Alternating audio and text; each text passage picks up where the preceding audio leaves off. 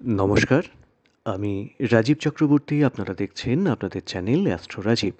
আজকে একটা অত্যন্ত গুরুত্বপূর্ণ বিষয় নিয়ে চলে এলাম। বিবাহিত জীবনের ক্ষেত্রে এই বিচারটি সুস্থ দাম্পত্যের ঠিকানা দিতে পারে। আপনারা ইতিমধ্যেই জেনে গিয়েছেন বিষয়টি। জোটক। জোটক ছোট্ট একটা শব্দ, কিন্তু এর মধ্যে লুকিয়ে আছে আগামী দিনের সুখী দাম্পত্যের ঠিকানা। আসবো আলোচনায়। যারা আজকে প্রথম দেখছেন তাদের বলবো সঙ্গে থাকতে হবে, আর ফোন নাম্বার হোয়াটসঅ্যাপ নাম্বার তো থাকলো, চাইলে যোগাযোগ রাখতে পারেন। ভারতীয় বৈদিক শাস্ত্র এই জোটক বিচারের মাধ্যমে আগামী দিনের যে দাম্পত্য কেমন হতে চলেছে সেই সম্বন্ধ বা সেই সম্পর্কটাকে গড়ে তোলা উচিত, নাকি সুখের ঠিকানা ঠিক রাখার জন্য এই সম্পর্কটা গড়াটাই উচিত না। কি কি বিপদ হতে পারে, বা এখান থেকে আমরা বিবাহিত জীবনে কি কি লাভ পেতে পারি, সুখী দাম্পত্য পেতে পারি কিনা, সেটা কিন্তু বলে দেওয়া যায় জোটক বিচারের মাধ্যমে। শুধু জোটক বিচার এটা যখন আমরা করি তখন শুধু জোটক দেখা হয় না, জোটকে 8টি কূট বিচার করা হয়। এর সঙ্গে সঙ্গে দেখা উচিত সেই ব্যক্তি ব্যক্তি যার সঙ্গে ধরুন বিয়ে হতে চলেছে, সেই ব্যক্তিটি কেমন, তার সঙ্গে মনের কতটা মিল হচ্ছে, তার চরিত্র, তার স্বভাব, এইগুলো কিন্তু খুঁটিয়ে দেখার প্রয়োজন থাকে। এবং সেই মানুষটি জীবনে এলে কোনো রকম ডেভেলপমেন্ট কি হতে পারে? শুনতে খুব আশ্চর্য লাগছে, তাই না? কিন্তু বিষয়টা এটাই, অনেকে হয়তো আপনারা জানেন বা ব্যক্তিগত জীবনে দেখেছেন, অনেকেরই বিয়ের পরে কিন্তু আর্থিক ডেভেলপমেন্ট হয় বা তাদের উন্নতি হয়। কেন এটা হয়? আসলে সেই মেয়েটির ভাগ্য বা সেই ছেলেটির ভাগ্য জুড়ে গেল অপরজনের সঙ্গে, এবং তার ভাগ্যের জোরে বা তার স্বামী বা স্ত্রীর স্থানের বলবত্তার কারণে অপরজনের কিন্তু ডেভেলপমেন্ট হলো। এটা হয়, জ্যোতিষশাস্ত্রে সে কথা কিন্তু বলা রয়েছে। তো যেটা বলছিলাম যে 8টি কূটের যে বিচার হয় তার মধ্যে যদি 36 পয়েন্ট হিসেবে বিচার হয়, তার মধ্যে যদি 18 পয়েন্ট পাওয়া যায় তাহলে আমরা বলি এখানে এগোনো যায়। কিন্তু দেখা গেছে শুধু 18 নয়, 36-এর মধ্যে 30 পয়েন্ট পাওয়ার পরেও অনেক ক্ষেত্রে সমস্যা এসছে। তাহলে কি জোটক বিচারে কোনো কিছু ভুল ছিল? যারা জোটক বিচার করছেন সেক্ষেত্রে ভুল ছিল না, কিন্তু কিছু জিনিস হয়তো আমরা মিস করে গেছি, সেই জন্যেই সমস্যাটা আসছে। শুধু জোটক বিচারের কথা আমি বলছি না, জোটক বিচারের পাশে পাশে আরও অনেক ক্ষেত্র কিন্তু বিচারের প্রয়োজন থাকে। সেই বিচারগুলো যখনই পাশাপাশি জোটক বিচারের পাশাপাশি ফেলে দেখতে হয়, তখনই জানা যায় যে এই দাম্পত্য আগামী দিনে সুখী দাম্পত্য হতে চলেছে কিনা। জোটক বিচারের সোজা কথায় যেমন বলা যায়, দ্বিধাদশ সম্পর্ক, ষষ্ঠ অষ্টম সম্পর্ক বা অষ্টম ষষ্ঠ সম্পর্ক, এগুলো একদম এড়িয়ে চলার কথা বলা হয়েছে। ধরুন আপনার মকর রাশি, মকর রাশির ষষ্ঠ ঘরকে, মকর রাশির ষষ্ঠ ঘর মিথুন, অষ্টম ঘর সিংহ, দ্বাদশ ঘর ধনু। তাহলে সাধারণভাবে বলা যায় যে এই 3টি রাশির জাতক বা জাতিকার যারা, তাদের সঙ্গে বিয়ে না দেওয়া ভালো। একদম সাব কথা, এর মধ্যে অন্যথা কিছু নেই। এতে কি হয়, মানসিক ক্ষেত্রে বন্ডিং কিন্তু হয় না। আরও অনেক বিচার আছে, অনেক ক্ষেত্র আছে। তারপরে তো দেখা হয় জোটক বিচারের মধ্যেই যেটা থাকে সেটা গণের বিচার। মা এবার দেখতে হয় মাঙ্গলিক আছেন কিনা। মাঙ্গলিকের সঙ্গে অমাঙ্গলিকের কি বিয়ে দেওয়া যায়? হ্যাঁ, যায়। তারও কিছু কিছু সূত্র আছে। সেই সূত্র এখানে প্রযুক্ত হচ্ছে কিনা।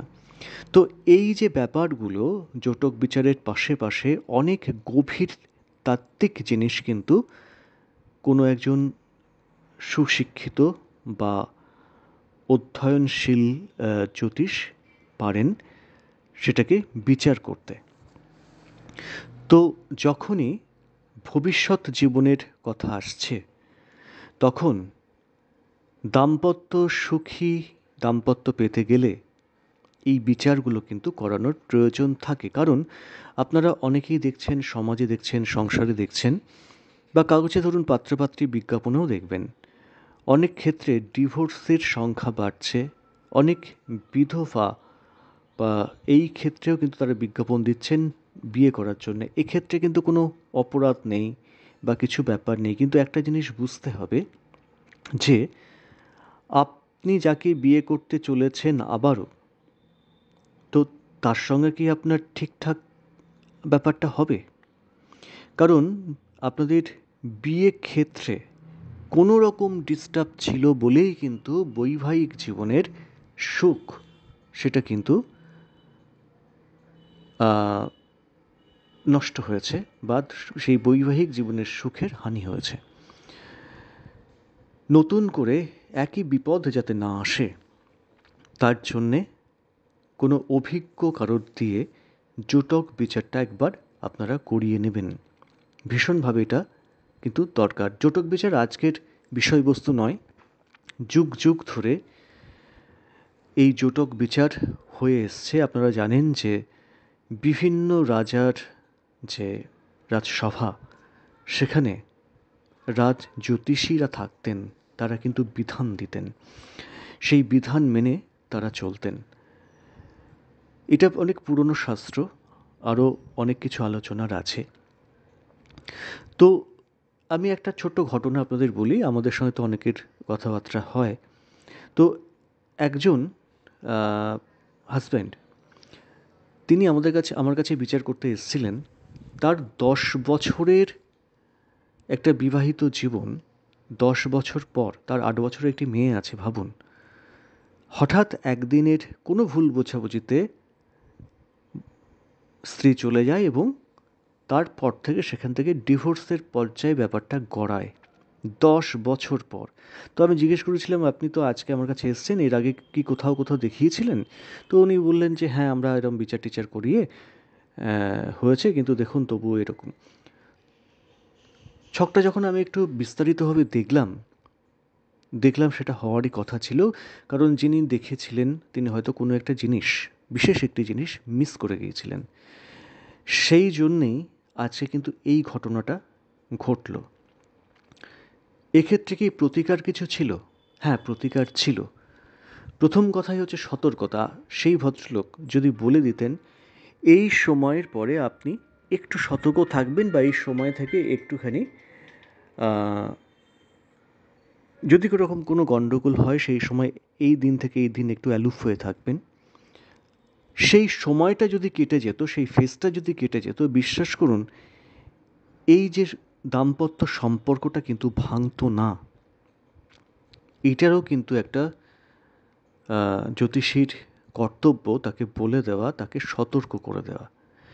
কারণ আমরা প্রত্যেক মানুষের দশা অন্তর্দশা এগুলো চলে, আপনারা জানেন।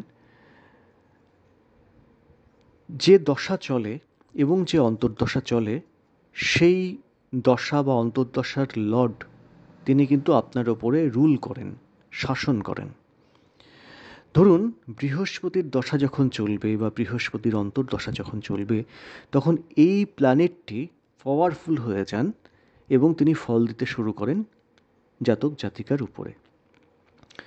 এবারে ধরুন কোনো স্বামীর চলছে বৃহস্পতির দশা, কোনো স্ত্রীর চলছে রাহুর দশা।